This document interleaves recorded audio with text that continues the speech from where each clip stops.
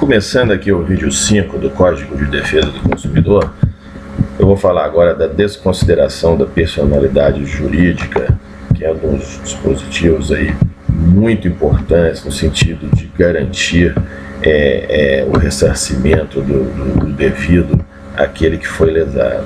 Então está previsto no artigo 28 do Código CDC que o juiz poderá desconsiderar a personalidade jurídica da sociedade, leia-se aí, empresa, não é?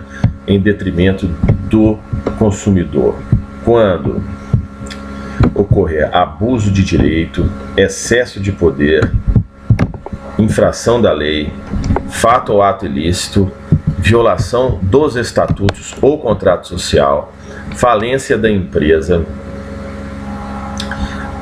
estado de insolvência, encerramento ou inatividade da pessoa jurídica por má administração. Por má administração.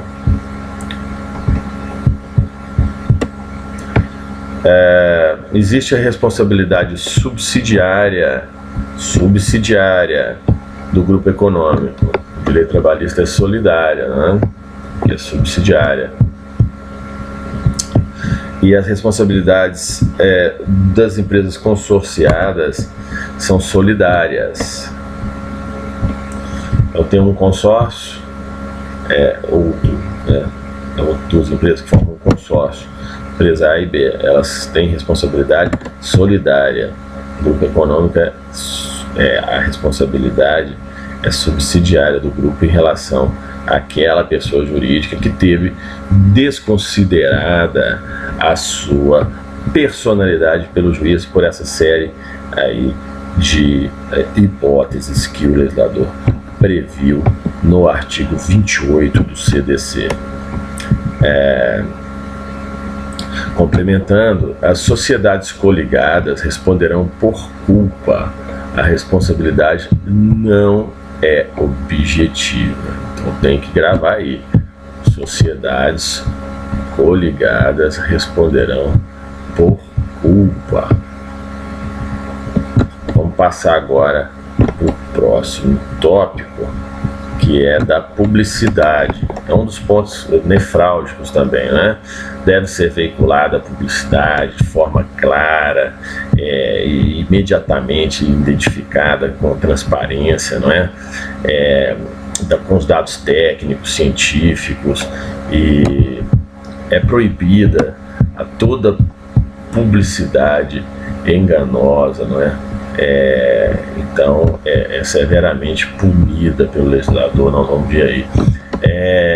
Enganosa qualquer modalidade de informação ou comunicação de caráter publicitário inteira ou parcialmente falsa,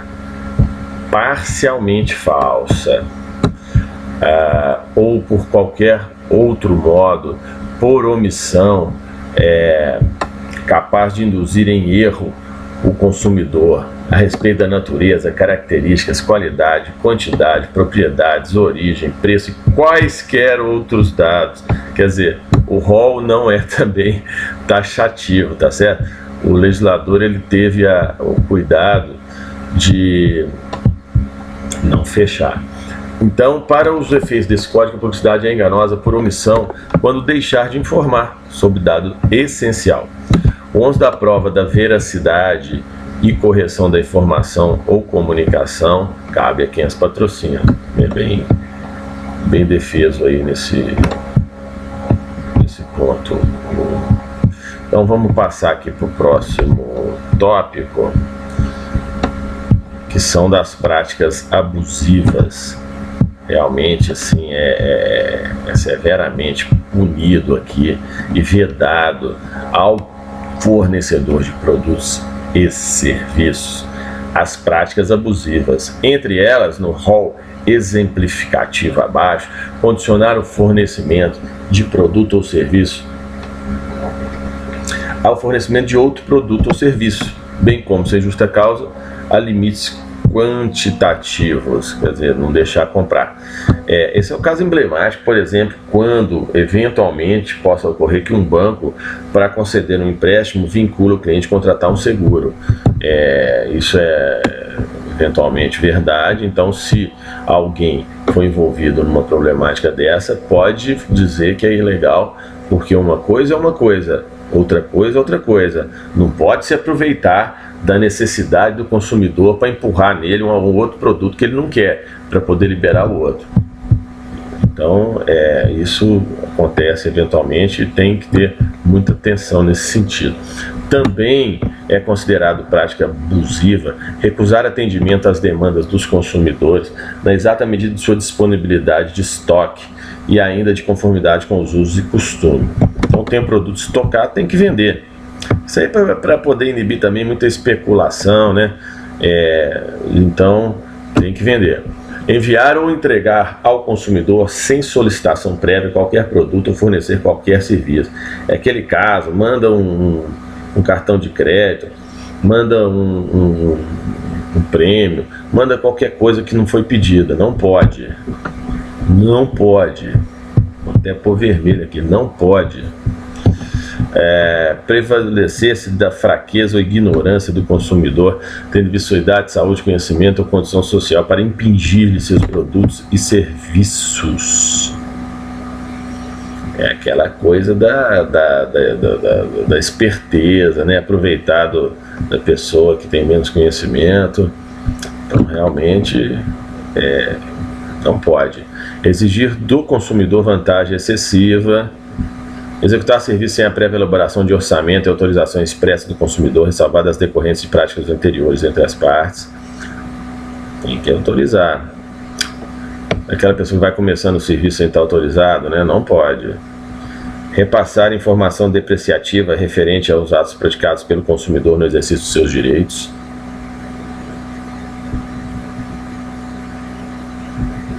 Não pode também denegrir a imagem do outro, né? Colocar no mercado de consumo qualquer produto ou serviço em desacordo com as normas oficiais da ABNT. Olha aí, hein? É norma.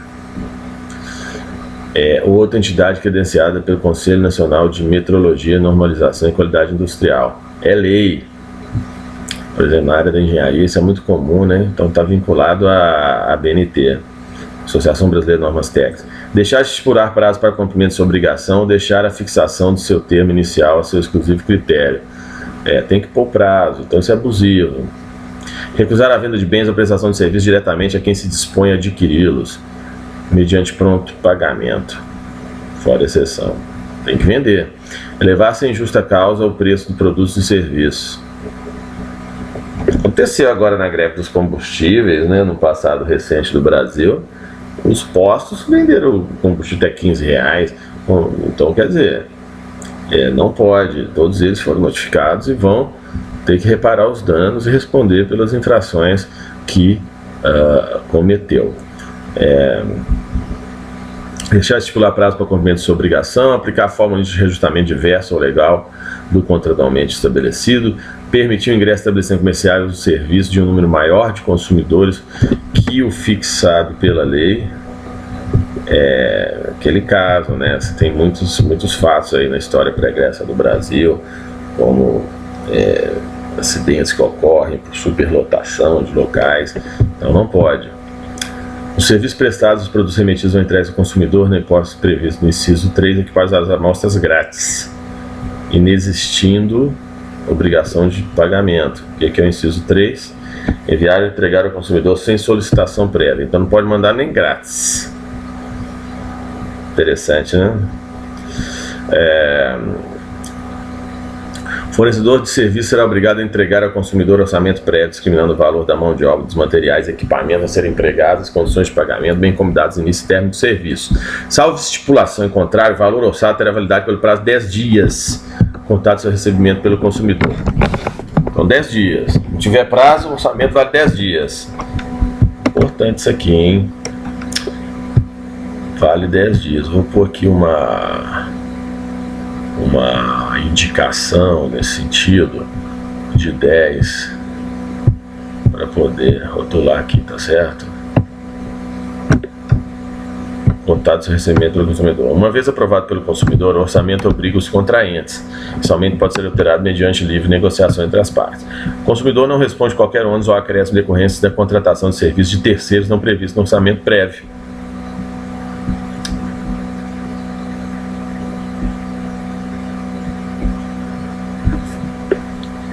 No caso de fornecimento de produtos ou de serviços sujeitos ao regime de controle do tabelamento de preços, fornecedores deverão respeitar os limites oficiais.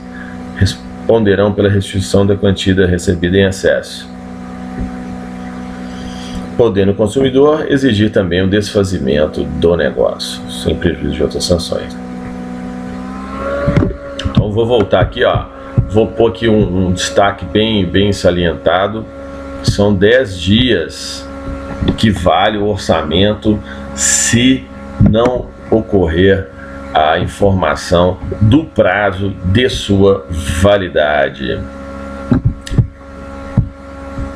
Então, nós fizemos aqui até as práticas abusivas e vou finalizar essa parte 5 na cobrança de dívidas. Na cobrança de débitos, o consumidor inadimplente não será exposto a ridículo nem será submetido a qualquer tipo de constrangimento ou ameaça. Tem muitas empresas de cobrança que abusam, ligam para as pessoas, ligam fora do horário, ligam reiteradas vezes.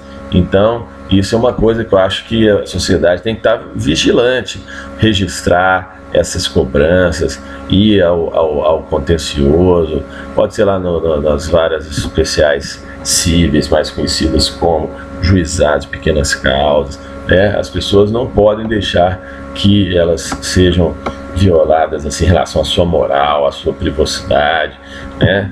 Então tá aí o dispositivo protegendo essa situação. E esse é um dispositivo importantíssimo, parágrafo único do artigo 42 do CDC, que o consumidor cobrado em quantia indevida tem direito à repetição do indébito por valor igual ao dobro do que pagou. Tem que ter pago, tá certo? Tem que ter pago. Tem que ter pago. Então, pagou a mais, tem o fornecedor tem que devolver em dobro. Então,